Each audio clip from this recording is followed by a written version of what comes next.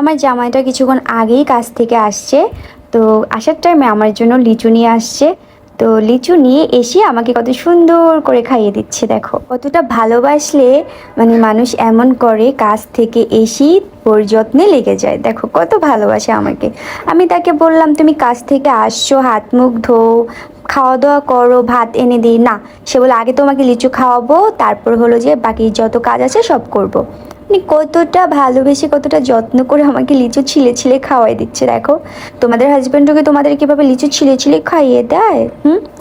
তো আমার হাজব্যান্ড কিন্তু সবসময় এরকমই করে, মানে আমার প্রতি খুবই সে যত্নশীল।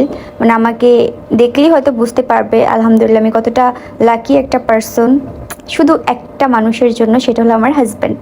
আর ওর সাথে আমি সব সময় বেশি দুষ্টুমি করি। আমার না ওর সাথে অনেক বেশি দুষ্টুমি করতে অনেক ভালোই লাগে।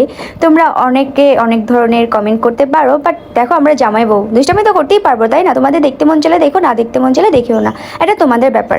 এখানে আমি না একটু ভয় পাচ্ছিলাম যে লিচুর ভিতরে কি পোক থাকবে, বাট আমার হাজব্যান্ড ভালো করেই জানে আমি লিচুর পোকগুলো অনেক ভয় পাই। তো যার জন্য সে এমন লিচু আনছে যে লিচুর মধ্যে একদমই পোক থাকে না। তো তোমরা যারা যারা লিচু পছন্দ করো তারা অবশ্যই মিষ্টি লিচু খাইও না। মিষ্টি লিচুর মধ্যে খুবই বেশি পোক থাকে। টক মিষ্টি লিচুটা যদি খাও তাহলে ভিতরে একদম পোক পাবে না, একদম চোখ বন্ধ করে খেতে পারবে একদম কোনো টেনশন ছাড়া। তো আমার হাজব্যান্ড কিন্তু সবসময় টক মিষ্টি লিচুটাই আনে যেটার মধ্যে কোনো পোক থাকে না। তো ওইটাই আমার সব থেকে বেশি পছন্দের লিচু।